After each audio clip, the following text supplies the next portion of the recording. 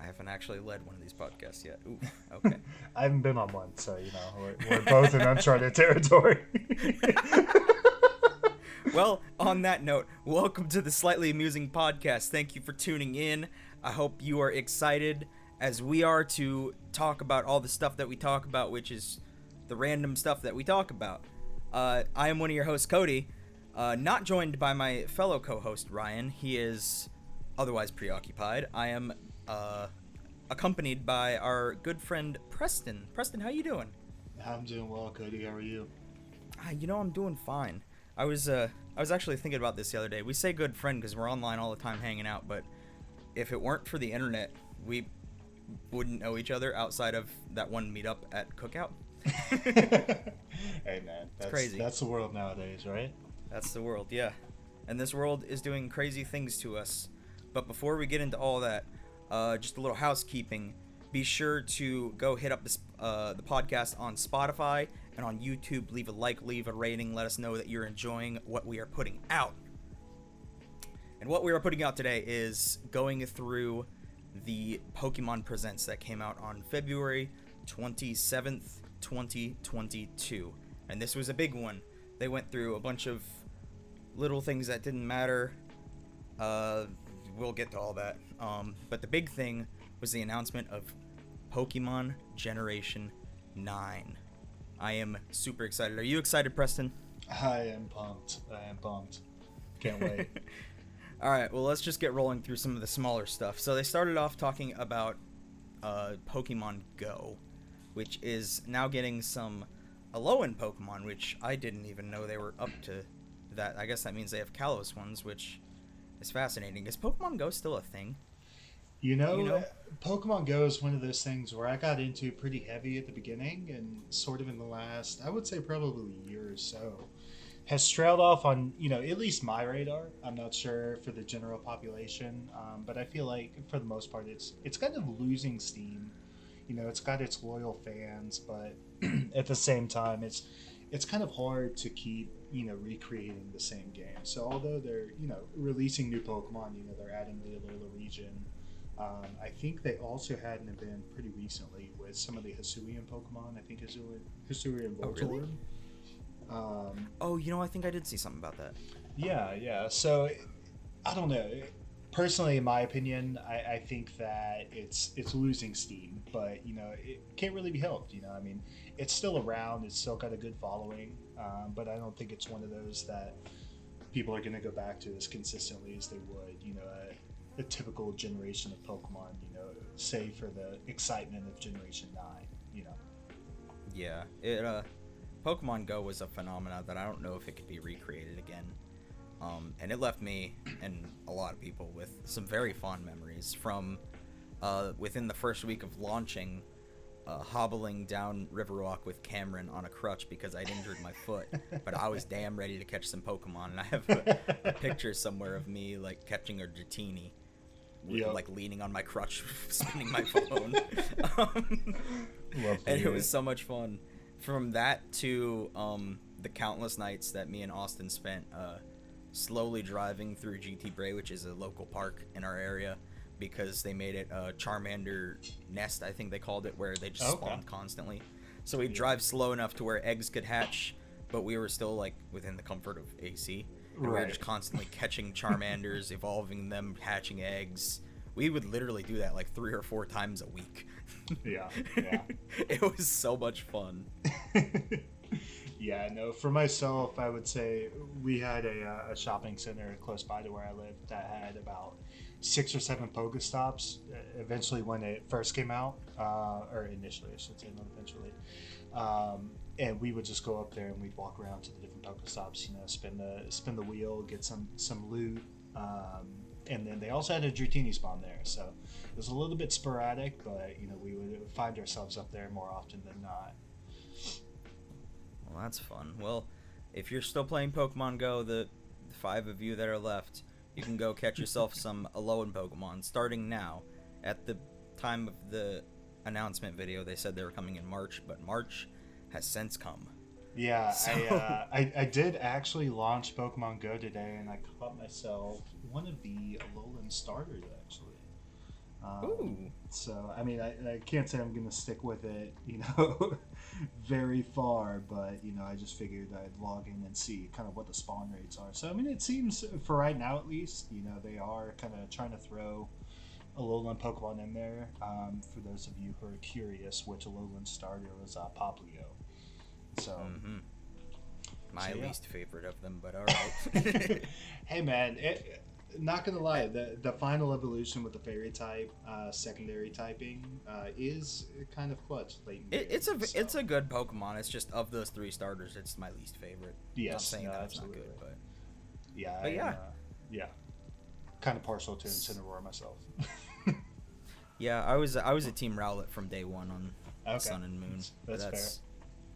That's neither here nor there. So going from Pokemon Go, they went into Pokemon Masters, something I have absolutely no connection with because I've never played it. Have you checked that out? So, I'm not gonna lie. Back when I was kind of in Pokemon limbo, if you will, so kind of between games.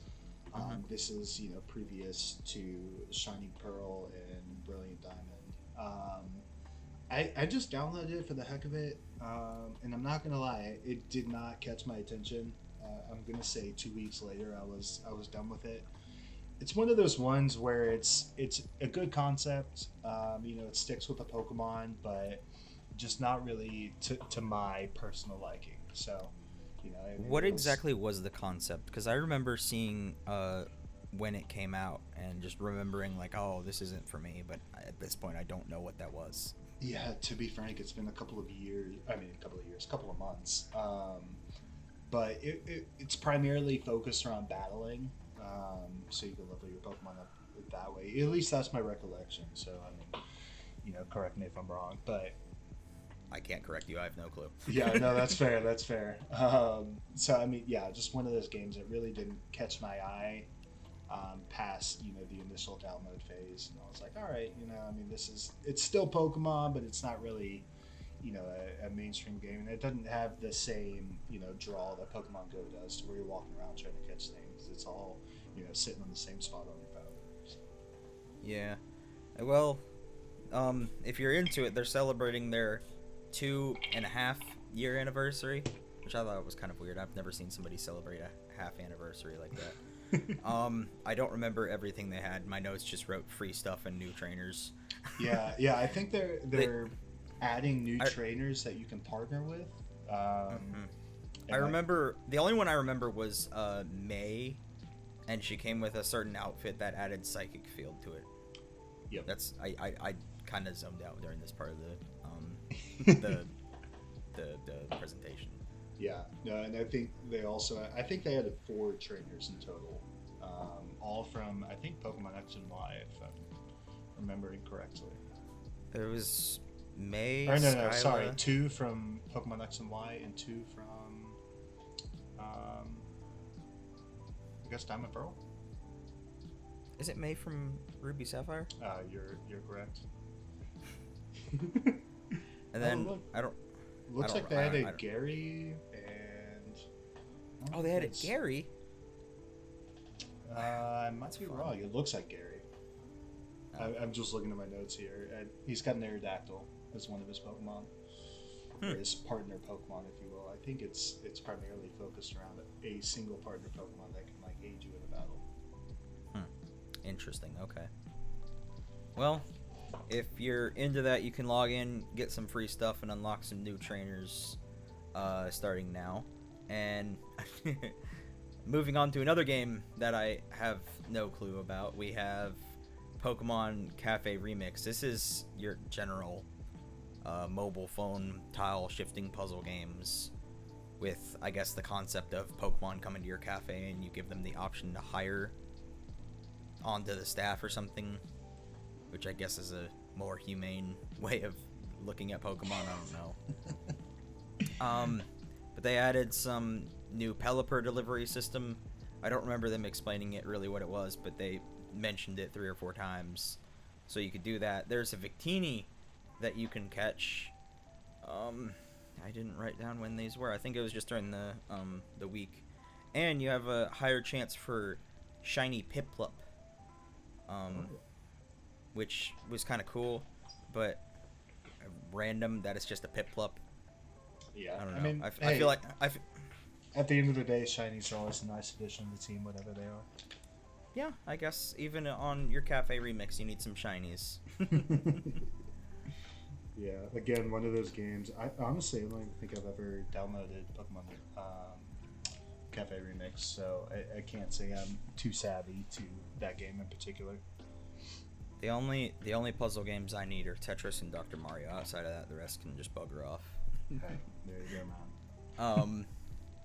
And then continuing on with their mobile games, which they apparently have a lot, they started talking about doing some stuff to Pokemon Unite, which is, again, more stuff that is available now. And they added one that actually looked really fun and made me want to boot it back up on my Switch. They added their Full Fury battles, which is basically your moves don't have cooldowns and you can just be bombarding everyone constantly, which sounds super fun. It does, yeah. I'm not gonna lie, it's been a little while since I've booted up Unite, but it did make it a little bit more enticing to actually go back and get the update and boot it up myself. Yeah, and they were also talking about Hoopa available for the Pokemon Day event. Yeah, and specifically Hoopa Unbound, I believe, not just the base Hoopa. It was the normal one, and then after a certain level up, you could unleash the Unbound one. Ah, okay, fair enough. But that's available to unlock during the Pokemon Day event, which may have already passed at this point. I'm not entirely sure. I don't know. I don't remember what the dates were. Yeah, and then so that was all of their mobile stuff they talked about, and then they were starting to talk about the stuff on the Switch, starting with the Brilliant Diamond and Shining Pearl getting the Oak's letter, Professor Oak's letter, which allows you to get a Shaman, if I'm correct in that, right? That is correct, and this would actually be a legitimate way to get a Shaman. Obviously, we had that glitch where you were able to surf with your Beaverell kind of off the map and obtain Shaman because he was in the original codebase for this game. But this would actually allow players around the world to gain a legitimate version of Shaman. So one that I'm excited to do. Currently, I'm kind of deep into Legends Arceus, but we'll get to that a little bit later. But as far as Shining Pearl and Brilliant Diamond, I am very excited to see Shaman come into the game, hoping that we're not too far off from a Darkrai event, but obviously one day at a time here. Yeah, so yeah, that was, and it makes sense that they were going to do Shaman, because if they just left it out, that would be kind of silly, because this was the game that it was introduced, correct? In Diamond and Pearl? Mm-hmm. Yeah, that's correct. Okay. And I'm not sure, did we actually ever get Professor Oak's letter to get Shaman in the original games? I don't remember. I had gotten one. This was in the era where they had a lot of like event Pokemon down at GameStop, so you'd go down there with your DS, connect to the Wi-Fi, and you could use that to get a thing. Fair. So I think that's how I got one back then, but I don't specifically remember. I actually still have a poster from those days where they had an event at a GameStop near me where you can get a Pikachu colored Pichu.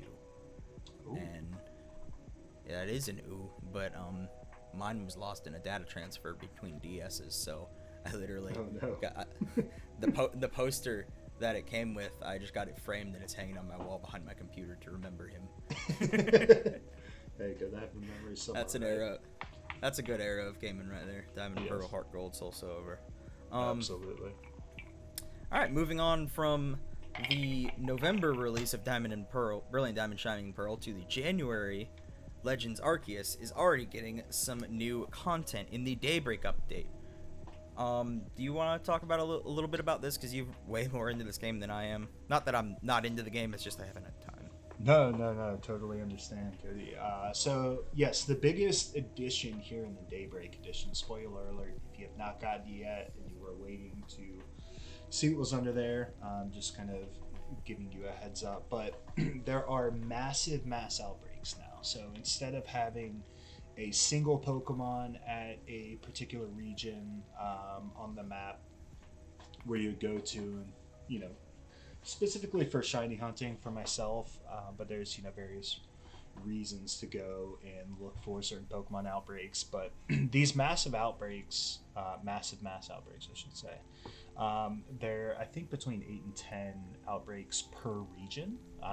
So it's a very interesting concept, because although there are 8 to 10 different Pokemon swarms spawning at the same time, whereas you have very high shiny rates with the normal outbreaks, you have slightly lower chances at the massive mass outbreaks, just because there are 8 to 10 at a time. I think it was a good job of balancing that, so you couldn't just run around shiny hunting, if you will. But it is kind of exciting in my eyes. I have enjoyed going through those so far. Just kind of an interesting twist on the game. Those happen sporadically, similar to how mass outbreaks occur. If you don't have one, just travel back to Jubilife City, or travel to another region back to Jubilife City, and then you should have a chance of one spawning. Fun. Yeah, that looks very interesting. And you've actually done a lot of these, correct? Yeah, no, that's correct. I mean, I probably put in, since the update, I should say, I probably put in about 10 hours. So I haven't found any shinies yet with these massive mass outbreaks, but hoping that in the coming days I will. What's interesting though is, so with these massive mass outbreaks, whenever you travel to a region, typically if it's just a typical mass outbreak, you would see, okay, this is a Zoroark or Zorua mass outbreak. But with the massive mass outbreaks, you actually don't know that when you initially travel to a location, but as you progress through the mission behind the Daybreak outbreak, or Daybreak update, I should say, you're able to give Munchlax some Aguat berries, 5 to be specific, and he will actually tell you which Pokemon are located in each of the areas of the region that you've traveled to. So there is a little bit more visibility there, but you don't necessarily have to do it, but it does kind of give you a better option if you are shiny hunting for a particular Pokemon, say a Magby or whomever. You are able to actually see where they are spawning at the particular time. That sounds fun. I would love to be able to get to that. I just haven't had time to get past the second area that you unlock. As excited as I was for this game and how much I wanted to get at it, little did I realize how much I would be putting time towards content and have virtually no time for gaming. Yep. Which sucks, but you gotta get that grind, you know what I mean? Absolutely, I get it. So yeah, they dropped the Daybreak update, and they also talked about Eternal Battles, which looks like they're legendary battles that can happen when you go to sleep. Now, correct me if I'm wrong, Preston, but when they showed that in the trailer, was that a spoiler for post-game or later in the game when they had the freaking Dialga and Palkia kind of in the shape of an Arceus? Yes, it is. So damn. Yeah, and unfortunately, I was watching through it. I'm like, that's not how they normally look. Yeah, I can't remember the exact verbiage that they have. It's not a primal version, but it's something similar, to where there's an item you can get post game where you can change them into their other forms. But yeah, no, unfortunately, this is a spoiler for a little bit later in the game. But I mean, it literally just showed them for probably 5 seconds, but that was enough for me to be like, that's not right. Right. And I saw the rings around Palkia, and I'm like, that looks like Arceus. Is there some kind of merger going on here? Who was it with the Ultra Sun and Moon that merged with Solgaleo and Lunala? It wasn't Marshadow. It was No, it was Necromancer. Necrozma. Necrozma, sorry. Necrozma. Necrozma, yeah. That gave him the other forms. I figured it was something like that, but I saw that. I'm like, shit. Okay, so I know something that's gonna happen during this game. Yeah. Yeah, I won't get into too much detail because obviously you still haven't played through it. So, but yes, they are alternate forms of Palkia and Dialga. Cool. Okay, well, I can't wait to get to that and find out. They also had mystery gifts for Ultra Balls, Giganta Balls, and Jet Balls. Now, I'm only familiar with one of those balls. So the other two new ones to this game are just ones I've never known about. Yeah, so they are actually both new to this game. So the Jet Balls are ones that kind of fly a little bit further, and they fly straight when you throw them. Because obviously in Legends Arceus you have a little bit different mechanic when you're trying to catch Pokemon in the wild. Jet Balls are particularly effective against flying Pokemon, whereas I believe the other balls, the Giganta, Gigaton balls, yeah, that's what it is. The Gigaton balls don't fly far at all, so it's almost like you're throwing a heavy rock. Okay. So those are particularly effective if you stun a Pokemon, walk up behind them, throw the Gigaton ball at their back. It has a very high catch rate in those circumstances, but if you're standing 10 feet away in the game and you throw a Gigaton ball, it's going to land a little bit in front of your feet. So it's to be used strategically, or even particularly in a Pokemon battle, if you actually engage the Pokemon in battle. But they're not very effective for throwing. Interesting. Okay. Well, you can go get some of those balls and all of the other fun updates with Legends Arceus, also available now. Again, dropped after the presentation, but in the present time, that is clearly in our past. Otherwise, we wouldn't know about it. So the last minor, I shouldn't say minor, the last non headline pulling topic they had was their go figure. They're doing an anime in the Hisui region, which could be interesting. I'm presuming it's not going to involve Ash unless they pull some time travel trickery. So I'm wondering how they're going to do an anime without Ash and Pikachu, but they clearly have some kind of plan if they're going to be releasing it in late 2020. Yeah, no, I mean, to be honest, I mean, maybe they pull in some sort of heritage of Ash, whether it be an ancestor of Ash, or if they just flat out pull in a new character. We'll have to wait and see. If they do an ancestor of Ash and they don't do an ancestor of Professor Oak, I'm gonna be sad. That's all I have to say. Yeah, gotta have the combination, right? Like, I know they had their Hawaiian Oak in Aloha region, and he was fun, but everyone just loves Oak. He's great. I agree. As many other, I can't even remember any other ones other than Oak, Birch. Well, you also have the Samson Oak, who is not Professor Oak, but he's a Professor Oak in the Alola region. Is that not the one I was talking about, the Hawaiian one they had?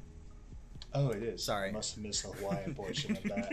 Sorry. No, you're fine. But it's interesting that he looks exactly like Professor Oak, just with a little bit longer hair and obviously a little bit tanner because he lives in the Pokemon version of Hawaii. But I believe he was the one that gave you the national dex in Sun and Moon. I think, I don't remember. Sounds correct. Wait, no, that game didn't have a national dex. I forgot. They just gave you the option to catch a lot of Pokemon.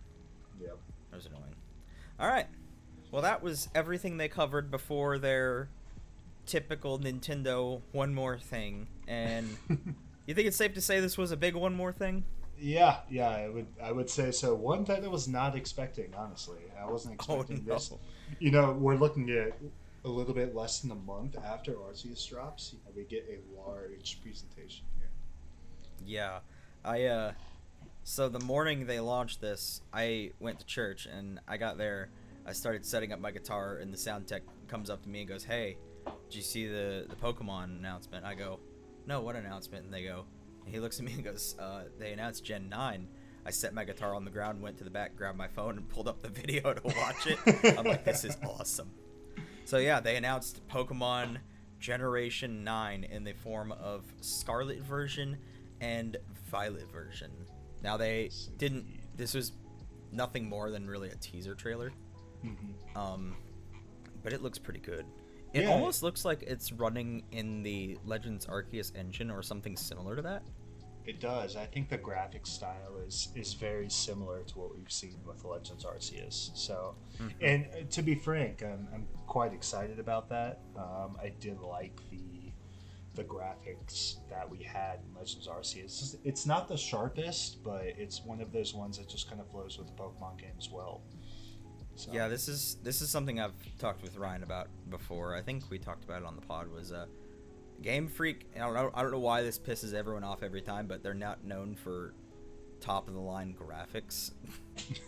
So every time a game comes out, they're like, "Oh, it doesn't look good because doesn't look like Uncharted or something like that." I'm like, it's not supposed to, but okay. Yeah, at the end of the day, we're playing Pokemon, right? We're trying to escape from reality, not be in it, right? For real. For real. But yeah, no, they had the big sweeping shots of the fields and the roaming Pokemon.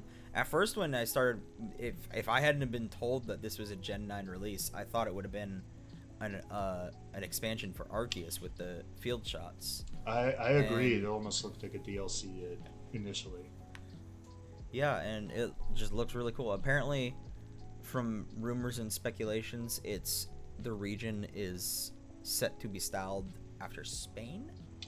I believe that's correct. Which that would be very fun. Area of Europe we haven't explored yet. We were talking about this earlier. What areas of Europe have we explored? I think it was just England and France, right? Yeah, I believe so far it's only England and France. We've had a few modeled after Japan, a couple modeled after regions of the U.S. But yeah, no. So I think it's interesting to get a new region involved. So I think it's the western coast, so Spain and Portugal, perhaps. Maybe there'll be some tie-ins to both of those cultures. Yeah, it'd be fun. It looked really good when they were just doing this big sweeping shots, and then when they got to the town and the castle-looking town square, there were a lot of vibrant colors and pretty decent details for a Pokemon game. So I'm pretty excited about this. Where would you rate your hype level for this, Preston? Honestly, it's pretty high. I'd probably say 9 or a 10. To be like honest, a brand new region is really exciting for me. Although it's similar looking to Arceus, obviously in Arceus we had almost a historical version of the Sinnoh region, right? So, but now we're going to get a completely new one. Now I'm hoping that there are more, unique Pokemon here. I see that in the screenshots, we have Stonjourner, we have Swablu, Pikachu, Larvitar. So those are all existing Pokemon. I'm hoping we get some new ones, outside of just regional variants. But I guess we're going to have to wait to see a little bit more on that since it's late 2022. Which is honestly sooner than I thought it would be. Yes, you and me both. Especially, like you said earlier, with Arceus just coming out, I thought it would have been 2023 before we see a new main line. Even just a new Pokemon game in general, but here they are. They're just coming in swinging. So, yeah, I'm hoping there are some new Pokemon too. I've never been the biggest fan of the region variant ones. Like it was okay when they did it in Alola, and then they kind of went a little crazy in Galar. Yeah, I would agree. But we do have just a few new Pokemon in the form of our starters. We've got a little grass cat named Sprigatito. I'm not good with pronunciations. I think that's correct, right? Sounds about right. Yeah, Sprigatito. a cute little fire dino called Fuecoco, and then a happy little water duck named Quaxley. That's the easiest of them all. Yep. And obviously with Pokemon launches, they don't show the final forms until much later. So these are the only 3 new Pokemon that we have for this region. How do you feel on them? I'm excited, honestly. I mean, I would say Sprigatito is a little bit similar to, we've had another cat starter in the past, going back to the Alola region. But or even going further back to that with Fennekin and yeah. Granted, that was a fox, but it was a close fox enough. But it is close. We are seeing some similarities there. But still, I'm excited. I think perhaps with Sprigatito they might pull in maybe a fairy typing later on. Grass fairy, which would be an interesting typing, but we'll have to see. I would say the one I'm most excited about, and the one I'm already claiming as my starter, would be Fuecoco. Yeah, I love hours after this announcement, we each already claimed who our starters were. I just think it's that was funny. It was, but I think Fuecoco is going to be pretty cool. I've seen some speculation that the white portion of his face might actually be a skull, similar to how Cubone wears a skull on his head. But obviously, it would be an external skull. So, he's a Fire Croc Pokemon, so we'll see what that final evolution looks like. But I think there's a high upside there. We'll have to see. Oh, he's literally a Fire Croc. Okay, I thought it was more like a little dinosaur, but Crocodile's fun as well. Yeah, I mean, honestly, at the beginning form, you can probably throw it a number of different directions. So, honestly, the Fire Croc is probably like the combination of 2 of some of the more favorite starters in the form of Typhlosion and Feraligatr. That's true. That's true. 2 great worlds have finally met. Feraligatr was one of my favorites. That's for sure. Oh, he was great. Yeah. And then we got the Quaxley. Yeah, Quaxley is interesting. So we've already had a water duck who is not a starter. In the previous generations. So we'll see what they make out of Quaxley. I mean, I think he's got a lot of upside as well. He looks like almost like an adventurer, right? He's got a hat like a trainer hat. So we'll see what he turns into. Honestly, the hat, if you look at it, it looks like it almost has eyes on it. So I'm wondering if that might be Cappy from Super Mario Odyssey. Yeah, another tie-in from Nintendo. That would be a crazy twist. That would. Yeah, no, I'm excited for these ones. Obviously, when they just show the first few starters, you can only ever so let your mind run wild on what their evolutions could be. And I'm seeing some pretty cool potentials here now. They could clearly come in and just undercut those potentials and give us something mediocre, but I'd like to give them the benefit of the doubt. Yeah, they've been putting out some good games recently, so I'm liking to think this is going to be a good one. I agree. I was pleasantly surprised with how Arceus has come around. Shining Diamond and Brilliant Diamond and Charlotte Pearl. Oh yeah, the other way around. Sorry. Those ones, I wasn't expecting much, just because it was almost a text for text rewrite. But I will say I did still enjoy playing that. I did play all the way through it. There wasn't any point where I was upset with it. But I think a whole new generation is just one of those things that you can kind of get behind and get excited about. And even though Legends Arceus wasn't exactly a new region or anything, we did have new regional variants. And it was the first time we've really had an open world, and I'll say that with an asterisk because it's not truly open world, but it's the closest that we've had to an open world in Pokemon. I mean, even though you're divided into little sections, those are pretty freaking big sections on their own. So no, that's absolutely true. That is true. Yeah, it's gonna be fun. I'm gonna be following the news on this one closely. As am I. It'll be exciting. It's just this new Pokemon. Who doesn't get happy about that? I know. And it's, I don't know. It's probably, I will say it's probably the most excited I've been for a Pokemon game in the last 3-4 years. So we'll see. See how it plays out. 3 or 4 years. Yeah, I'd definitely say that would fall in for me. The last time I got like super into the launch window of a Pokemon game was with Sun and Moon. I followed every announcement that they did from day one until launch, and then me and my brother even went to the midnight launch when those still existed at GameStop, and that was so much fun. Right. He I don't remember the creator. Big Jiggly Panda. Are you familiar with them? I'm not. A YouTuber. My brother swore up and down that he saw him at that GameStop while we were there in line.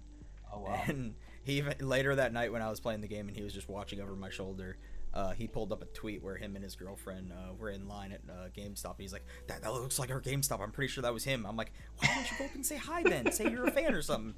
He's like, I don't want to do that. I'm like, well, you missed out, bud. Yeah. No, I can relate there. You know, in that same situation, I don't know if I'd go up. You know, I'd probably be a little bit nervous. Yeah. But, you know. I still, I don't know where it is. I'm bad about keeping posters. In that I keep too many of them. I have the launch poster I got from Sun and Moon somewhere kicking around. Okay. I think it's on the other side of this monitor, but I don't feel like grabbing it now. But yeah, no, that was a fun period of Pokemon for me. That was when I was like super high on it in high school. Actually, no, I was just out of high school when that one came out. I think when did that one release? I think it was like 2016 or 2017. I don't know. We're gonna leave that one up in the air for you to decide. Yeah, it was 2016. Yeah, so I was just out of high school then, a little over a year. Yeah. And yeah, so we got us a new game coming late 2022, which probably means it's gonna be mid-November like every Pokemon mainline launch. Which I don't know why they don't just say that at this point, but okay. I guess with the world we live in, there's a chance that it could be delayed, but right. I don't know. To be honest, I don't know. This might be the first one in a little while that I get a physical copy.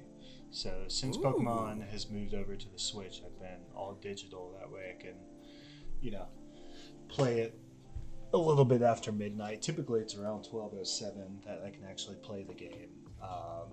But I might do it physical this time. Not sure. Not sure. Thinking about it. I always vibe with physical, just because I like seeing the things collect up space on shelves. It looks cool. And I just like cartridges. That's just what I grew up with. I grew up on the Game Boy with cartridges. I still got all those. Yep. I love physical stuff. Game Boy, Game Boy Advance, Nintendo DS. Hell yeah. All the way through it. It was a great time. So that is everything that they talked about in the Pokemon Present. All in all, a pretty good presentation, I'd say. Yeah. Especially with the little one more thing they had there. Definitely got me excited. How would you say that was a good presentation all around? Like, let's give it a score. I'd say that was a solid B+. Yeah, I'd say B+, A-. You know, just because they did kind of come in kind of low, you know, when they transitioned into the Gen 9 announcement. They were like, oh, by the way, we have one more announcement. And so obviously everybody was probably excited at that point. Personally, I was thinking, okay, you know, here comes a DLC for Legends Arceus, which I am excited about. Hopefully that'll happen in the future, in the near future, I should say. But, you know, they transitioned well into the Gen 9 announcement, and I personally was, I'd say floored might be an overstatement, but I was very excited once I saw it kind of transition into Scarlet and Violet. Yeah, that was pretty wild. This is going to be one of those moments that you're going to be like, hey, I was there when that happened. That's pretty cool. Absolutely. So that's all the Pokemon talk we had, and just to fill a little bit more time, I had a fun little story I wanted to tell. So I have a video on my channel right now, Buglies on YouTube, if you want to go check it out, that for some reason in the last 3 weeks has, for lack of better terms, blown up and has just been on an upward spike up until just now it has 1,205 views, which for my channel is absolutely crazy. The analytics say it has 1.2k views, and then under that it says, which is 1.2 above average for my videos. And it was actually a funny story behind this one. This video almost never happened because I don't remember the specific circumstances, but I had a crappy day at work, which tends to happen in construction. There's a lot of things that could go wrong. It's just crappy communication between GCs, between employees, just hard tasks in general. But I got home and I was beat. And me and Dustin had plans to record Splinter Cell Blacklist. Mm-hmm. And we got on and we were trying to get it connected, and we couldn't get it connected, get our games in sync. So for like 10 minutes we were just constantly rebooting and trying, and we couldn't get anything done. Well, we eventually looked it up, and like the week before they had closed the servers for that game, which made me so sad because I love that game. It was the last Splinter Cell game they made in 2013, and it was on like the PS3 and Xbox 360. Sounds right. Yeah. And I absolutely love that game. I put hundreds of hours into it between the PS3 and PC. And I was really excited to get a fun co-op game of me and Dustin trying to be sneaky and not being sneaky and raging. I thought it'd be a great video. And so piling the anxiety of the work day I had with the anger of them having shut down the servers, I like almost just didn't do anything. But I'm like, what else do we have that we could just do really quick? And I'm like, hey, let's just boot up Gang Beasts and see what happens. And I'm like, I don't even know if I'll make this into a video, but let's just record it so I have something I can mess with tomorrow. Right. And we played around with it, and they had added a bunch of new levels, and it was really fun. So I threw together a little video. I don't even think it was that long. I think it was like 6 or 7 minutes. And now it is by far my best performing video I have on the channel, which is just mental. So just remember, if you're out there and unsure if you're capable, just keep on going, just keep on grinding. You'll get there. Absolutely. Yeah. And to be honest, I mean, I wouldn't say I've streamed much myself. I'm starting to get into it, just starting to get the hardware for it. But it's one of those things. Most of the times, outside of major streamers, the videos that go viral are those, one-off videos that you're like, what the heck? Why not? Right? Yeah. So I would say that those just make for the most fun content, honestly. Yeah. So it's just kind of crazy. Like, I'm looking here, and my views I have on these videos. There's one that's at 48. There's one that's at 20. Ugh, that one still doesn't have a lot. I don't even want to say that number out loud. But to have one that is at 1.2 thousand views, it's just kind of crazy. And honestly, this came up after I put up my reaction to the Scarlet video. I went to check the analytics the next morning, and I noticed my views were at 1K. I'm like, did that video blow up last night? And I look at it and it had 5 views. I'm like, what the hell? So I scroll back through my content. I'm like, this video I posted 4 weeks ago that was kind of crap, at least I thought it was, is freaking blowing up right now. What is going on? So yeah, I just thought that was funny, and the story behind it is powerful. It's moving. I might write a book about it. I'm not gonna write a book. I don't I'd like to read that book, Cody. I wouldn't, because I don't like reading. Reading is not fun. Well, ladies and gentlemen, that would be all we have for you this week here on the Slightly Amusing podcast. Again, my name is Cody. You can find me on YouTube under Buglies and Buglies Productions if you're into filmmaking and camera gear. I'm gonna make a new video for that this week. I'm not sure. You can also catch me on Twitch, twitch.tv/Buglies, every Tuesday and Friday nights. Preston, where can the people find you? Yeah, so you can catch me on Twitch at pstew95. I'm a little bit sporadic in streaming, to be frank. One of these days I'll get a more consistent status as far as how often I stream. But, now and again we'll play golf with friends. I'll stream Legends Arceus, things like that, shiny hunting. So if either of those catch your fancy, find me on Twitch at pstew95. Not on YouTube yet, but maybe one day in the near future you'll see me there. Yep, and like I said at the top of the video or the podcast, if you're enjoying, go to Spotify and YouTube and let us know by leaving a like or leaving a rating. It'd be really nice to get some feedback on this. Let us know what y'all like, what you don't like, and all of that jazz. So with all that out of the way, we will catch you next time. Bye. Bye. Thanks for having me, Cody.